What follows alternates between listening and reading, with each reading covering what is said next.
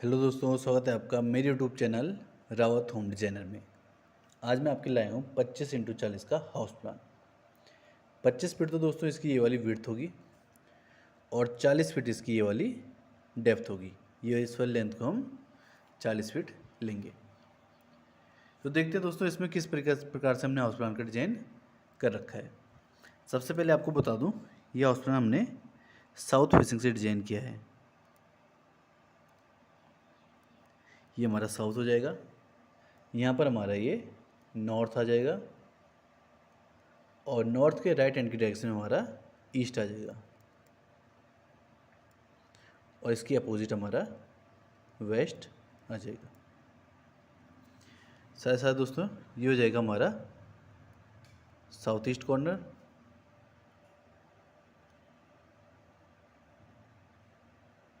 ये हो जाएगा हमारा नॉर्थ ईस्ट का कॉर्नर और ये हो जाएगा हमारा नॉर्थ वेस्ट का कॉर्नर और ये हो जाएगा हमारा साउथ वेस्ट का कॉर्नर। देखते हैं किस तरीके से हमने हाउस प्लान को डिजाइन किया है। सबसे पहले दोस्तों फ्रंट साइड हमारा ये होगा, इसलिए यहीं पर हम अपनी मेन रोड को भी दर्शाएंगे। ये हमारे यहाँ पर मेन रोड होगी। घर को दोस्तों हमेशा रोड के लेवल से ऊपर ही बनाना चाहिए, जिससे कि बाढ़ या बरसात में घर में पानी भरने की समस्या पैदा ना हो पाए। और फिर पार्किंग और रोड के लेवल को मिलाने के लिए हम यहाँ पर एक रैंप देंगे। इस तरीके से हमारे यहाँ पर रैंप आएगा।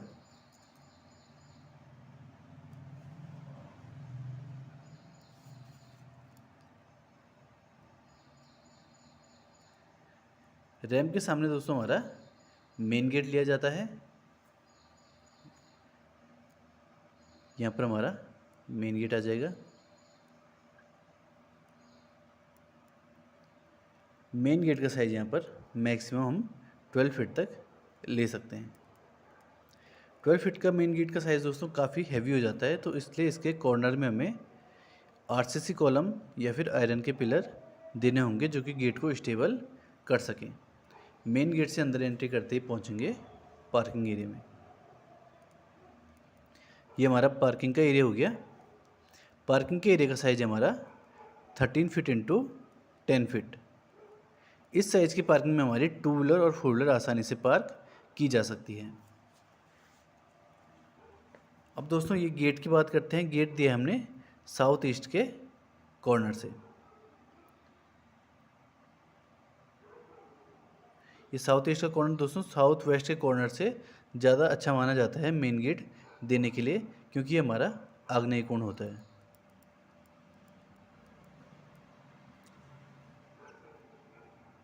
और साउथ वेस्ट का कॉर्नर हमारा नैऋत्य कोण होता है। इसे नैतृण्य कोण भी कहा जा सकता है। और जो हमारा नॉर्थ वेस्ट का कॉर्नर होता है, ये होता है हमारा वायव्य कोण। दोस्तों सभी कोणों का मैं आपको वो बताऊंगा कि किस कोण का यूज़ किस तरीके से किया जाता है। और नॉर्थ ईस्ट का कॉर्नर होता है हमारा ईशान कोण। इस तरीके से दोस्तों ये सारे के सारे कोण हमारे लिए जाते हैं। तो नैऋत्य कोण की बजाय आग्नेय कोण को गेट के लिए ज़्यादा अच्छा माना गया है, अगर हमारा प्लॉट साउथ फेसिंग से रहता है। क्योंकि साउथ फेसिंग से जो प्लॉट दिए जाते हैं दोस्तों, उनमें लोग अवॉइड करते हैं घर को बनाना, क्योंकि साउथ हमारी यम की दिशा होती है, तो उसमें घर को बनाना थोड़ा अवॉइड ही किया जाता है। जो भी प्लॉट दोस्तों हमारे साउथ फेसिंग के होते हैं, उनका रेट हमारा 10 से 15% कम रहता है। इसलिए इस साउथ डायरेक्शन के प्लॉट हमें सस्ते भी देखने को मिल जाते हैं। तो इसीलिए आपके लिए आज मैं इस पर डिज़ाइन लेके आया हूँ। और जो स्टेयर्स चढ़ेगी दोस्तों हमारी इस साइड से इस तरीके से चढ़ेगी और राइट हैंड की डायरेक्शन में टर्न करेगी, क्योंकि स्टेयर्स हमेशा हमारी क्लॉकवाइज डायरेक्शन में ही टर्न करनी चाहिए।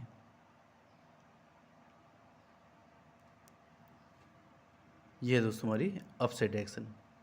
स्टेयर्स के नीचे दोस्तों हमें कुछ भी नहीं देना है, ना ही टॉयलेट देना है, और अगर ज़्यादा ही ज़रूरत पड़ेगी तो स्टोर रूम दे सकते हैं, क्योंकि स्टेयर्स में हमारी नेगेटिव एनर्जी रहती है। और अगर हम स्टेयर्स के नीचे टॉयलेट भी देते हैं तो उसमें नेगेटिव एनर्जी का बढ़ोतरी होती है। और स्टेयर्स आई हमारी साउथ वेस्ट के कॉर्नर से, जो कि हमारा नेतृत्व कोण है। ये दोस्तों हमारा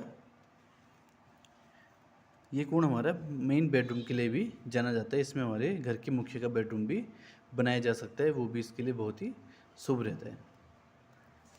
अब दोस्तों इसकी बात कर लेते हैं। अगर हमने पार्किंग से अपने फर्स्ट फ्लोर के लिए स्टेयर्स दे रखी है तो इसमें फ़ायदा एक और होता है हमारा कि एक तो हमारा ग्राउंड फ्लोर और फर्स्ट फ्लोर दोनों ही अलग अलग सेपरेट हो जाते हैं, जिससे कि हम दोनों ही फ्लोर का यूज़ अच्छे से कर सकते हैं।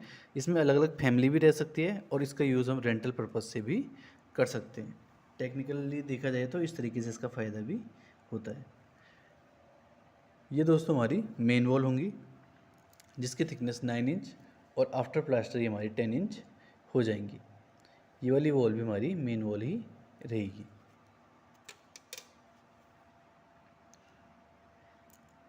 कॉर्नर पे दोस्तों हमारी हमेशा मेन वॉल ही रहती है और इस तरीके से हमारी ये मेन वॉल यहाँ पर भी आएगी।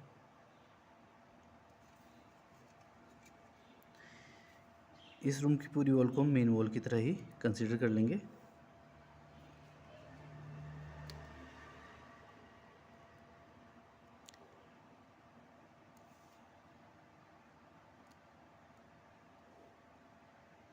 इस तरीके से दोस्तों ये सारी हमारी मेन वॉल आ जाएंगी। अब ये आएगा हमारा मेन डोर।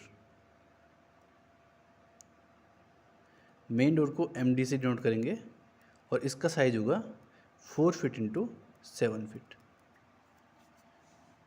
मेन डोर का साइज़ दोस्तों हमेशा थोड़ा बड़ा लेना चाहिए, जिससे कि घर के अंदर सामान को आसानी से ले जाया जा सके। यहाँ पर हमारा मेन डोर के सामने एक गैलरी टाइप की आएगी। ये हमारा पैसेज होगा, जिसका साइज हम 5 फीट लेंगे।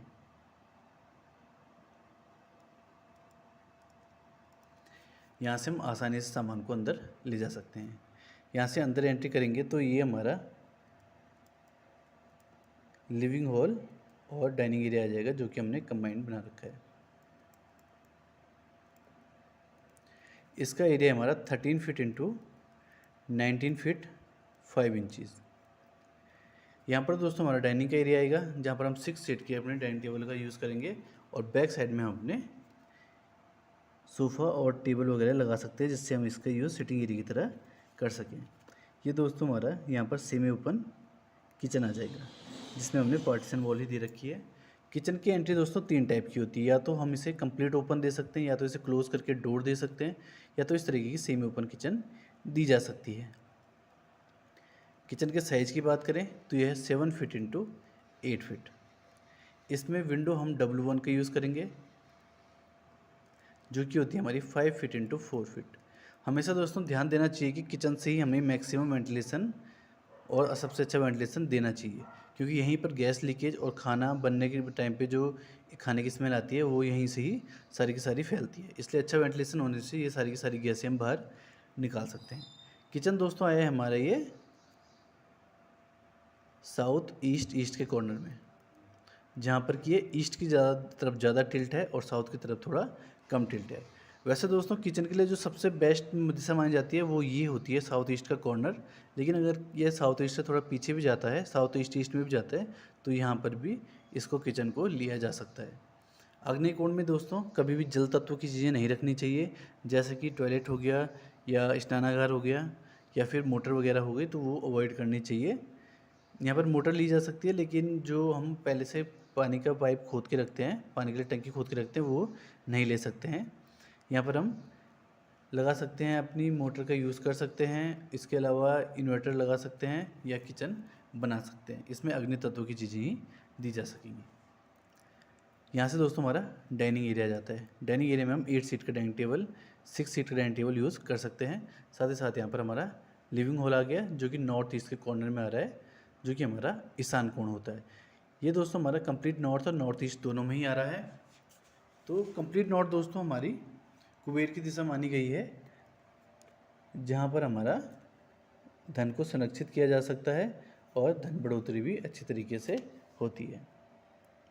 और साथ ही साथ दोस्तों जो ईशान कोण होता है हमारा, वो हमारा शिव भगवान का क्षेत्र और साथ ही साथ बृहस्पति भगवान का क्षेत्र माना जाता है। यहाँ पर अगर हम कोई चीज़ बनाते हैं, बच्चों के लिए टेबल टूबल रखते हैं, तो यहाँ पर बच्चों के ज्ञान में बढ़ोतरी होती है। अब आते हैं अपने फर्स्ट बेडरूम पे। ये दोस्तों हमारा फर्स्ट बेडरूम है। डोर हम इसमें D1 यूज़ करेंगे, जिसका साइज होगा 3 फीट इंटू 7 फीट। और ये हमारा बेडरूम हो गया। इसका साइज है हमारा 10 फीट इंटू 12 फीट। इस साइज़ के बेडरूम में डबल बेड, 2 चेयर आसानी से लगाई जा सकती है, साथ ही साथ एक अलमीरा भी लगाई जा सकती है।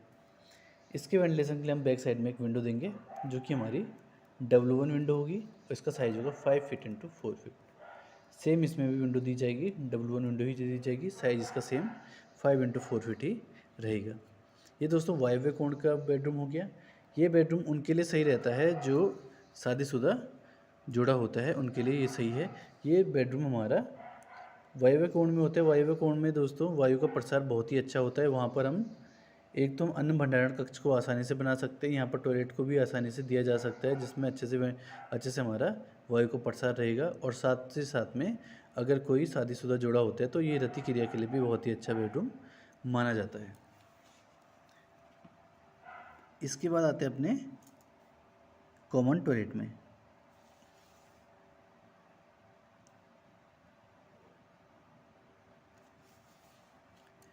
इसका डोर दोस्तों इस तरीके से यहाँ पर दिया जाएगा, जो कि हमारा D2 डोर होगा। D2 डोर का size 2 feet 6 inch into 7 feet लिया जाएगा।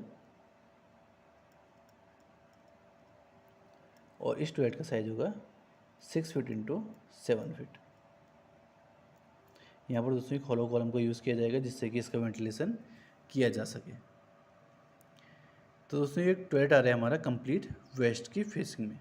यहाँ पर टॉयलेट को दिया जा सकता है। और अब आते हैं अपने बेडरूम में, सेकंड बेडरूम में। ये हमारा सेकंड बेडरूम, इसमें भी D1 डोर का यूज़ किया गया है। और इस बेडरूम का साइज़ होगा हमारा 10 फीट इंटू 12 फीट।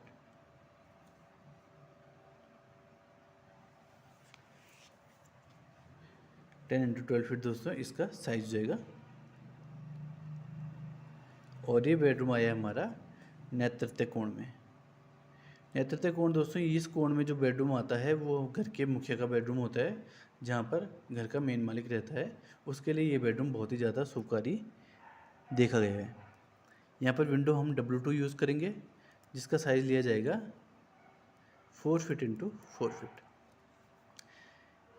ये दोस्तों हमारा 25 इंटू 40 का कंप्लीट हाउस प्लान हो गया, जो कि हमने वास्तु के अनुसार बना रखा है। साथ साथ इसमें एक और चीज़ ऐड कर लेते हैं।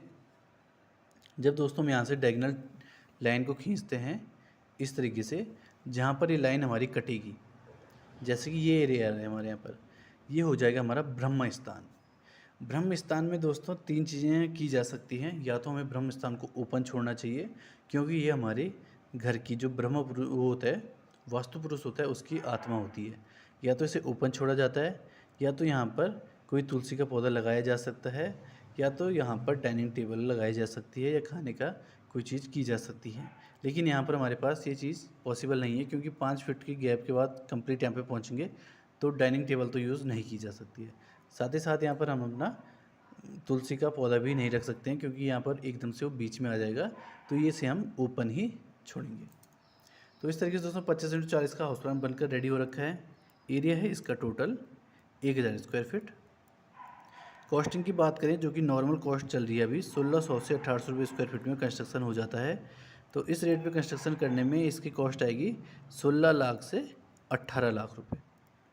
ये दोस्तों केवल कंस्ट्रक्शन कॉस्ट है, इसमें लैंड वैल्यू इंक्लूड नहीं है। लैंड वैल्यू वेरी करती है अलग अलग जगह के हिसाब से। अगर दोस्तों आपको ये वीडियो पसंद आई है तो वीडियो को लाइक और चैनल को सब्सक्राइब जरूर करें, जिससे इस प्रकार की वीडियो मैं आपके लिए भविष्य में भी लाता रहूँ। अभी के लिए दोस्तों आपका बहुत बहुत धन्यवाद।